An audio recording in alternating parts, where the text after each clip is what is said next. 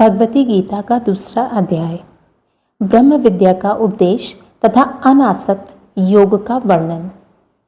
हिमालय बोले, माता, वह कैसी विद्या है जिससे मुक्ति प्राप्त होती है?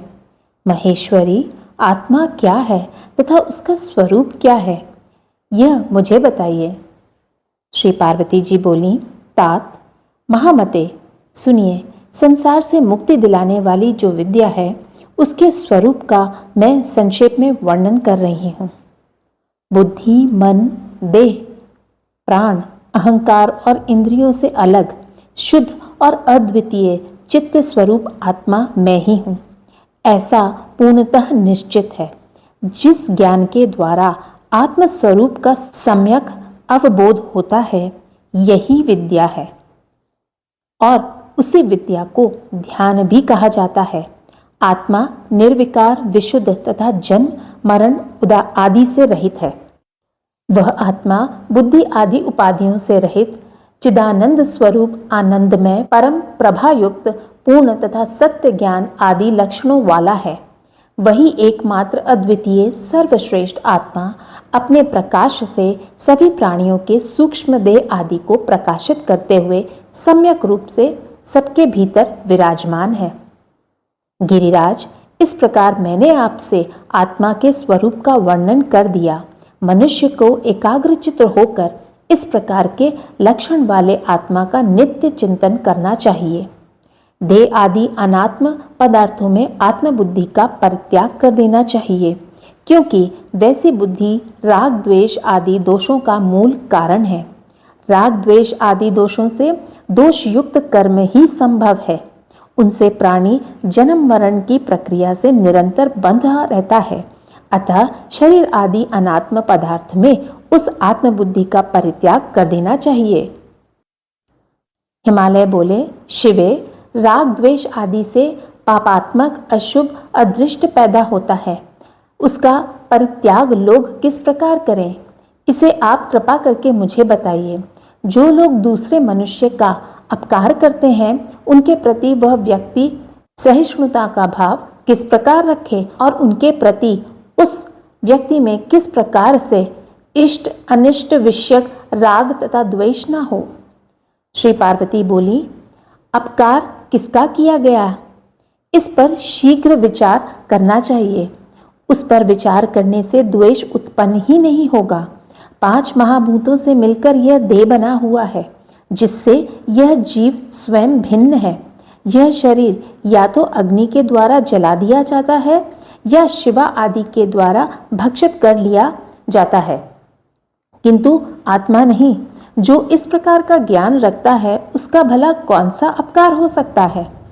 अपने आप में पूर्ण तथा सच्चिदानंद स्वरूप वाला यह विशुद्ध आत्मा न उत्पन्न होता है, न मरता है, न सुख दुख आदि द्वंद्वों में लिप्त होता है और न तो कष्ट ही भोगता है। अतः शरीर के काटे जाने पर भी इस आत्मा का कोई अपकार नहीं होता। गिरिराज, जैसे घर के अंदर अवस्थित आकाश पर घर के जलने का कोई प्रभाव नहीं होता, उसी प्रकार शरीर के अंदर अवस्थित आत्मा पर शरीर के छेदन आदि का कोई प्रभाव नहीं होता। जो मारने में इस आत्मा को मारने वाला समझता है और जो शरीर के मारे जाने पर आत्मा को मारा गया समझता है, ऐसा सोचने वाला, वे दोनों ही लोग भ्रमित चित्त वाले हैं, क्योंकि यह आत्मा न तो मरता है और न मारा ही जाता है। अपने स्वरूप को इस प्रकार जानकर और द्वेष छोड़कर मनुष्य सुखी हो जाए। द्वेष मन के संताप का मूल है।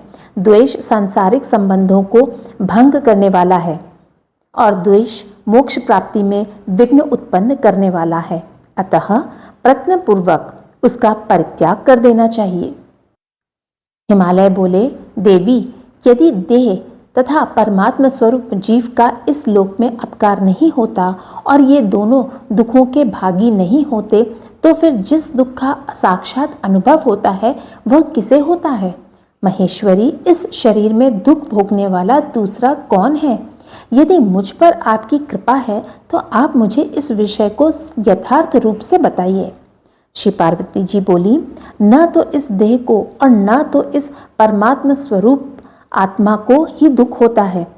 फिर भी यह निर्लेप आत्मा मेरी माया से मोहित होकर स्वयं मैं सुखी हूँ, मैं दुखी हूँ ऐसा मान लेता है। वह माया अनादि अविद्या स्वरूपिणी तथा जगत को मोहित करने वाली है। पिताजी, यह आत्मतत्व उत्पन्न होते ही उस माया से आबद्ध हो जाता है और उसी से वह राग द्वेष आदि विकारों से व्याप्त होकर संसारी हो जाता है। महामते, यह आत्मा अपने लिंग रूप मन जिसमें वासना निहित रहती है को धारण करके लाचार सा बना हुआ इस संसार में व्यवहार करता है। रक्त वर्ण के पुष्प के समीप स्थित शुद्ध स्फटिक उसके सानिध्य के कारण उसी के रंग से युक्त लाल प्रतीत होता है, जबकि वास्तव में उसमें रंग विद्यमान नहीं रहता। बुद्धि, इंद्रिय आदि के सानिध्य के कारण आत्मा की भी वही गति होती है। मन, बुद्धि तथा अहंकार जीव के सहयोगी हैं। तात अपने अपने कर्मों के अधीन होकर वे ही कर्म फल का भोग करते हैं। वे सभी समस्त विषयात्मक सुखों तथा दुखों का भोग करते हैं।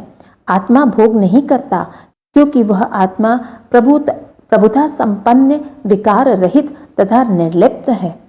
सृष्टि के समय यह जीव पूर्व जन्म की वासनाओं से युक्त अंतःकरण के साथ उत्पन्न होता है और इस प्रकार यह जीव प्रलय पर्यंत सृष्टि में निवास करता है।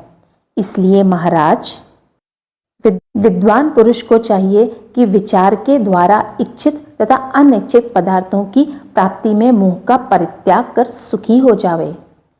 देह मन के संताप का मूल है और यह देह संसार का कारण भी है। यह देह कर्म से उत्पन्न होता है और वह कर्म पाप तथा पुण्य भेद से दो प्रकार का होता है। राजेंद्र, उन्हीं पाप पुण्य के अंश के अनुसार जीव को सुख तथा दुख प्राप्त होते हैं। दिन एवं रात की भांति इन सुख और दुख का उल्लंघन नहीं किया जा सकता। स्वर्ग आदि की प्राप्ति की कामना करने वाला विधान पूर्वक पुण्य कर्म करके स्वर्ग प्राप्त करने के बाद भी शीघ्र ही कर्म से प्रेरित होकर पुनः मृत्युलोक में गिरता है। अतएव विद्वान को आसक्ति का त्याग करते हुए विद्या अभ्यास में तत्पर रहकर तथा सत्संग करके परम सुख की अभिलाषा रखनी चाहिए। इति श्री देवी पुराणे भगवती गीतायां श्री पार्वती हिमालय संवादे द्वितीय अध्याय।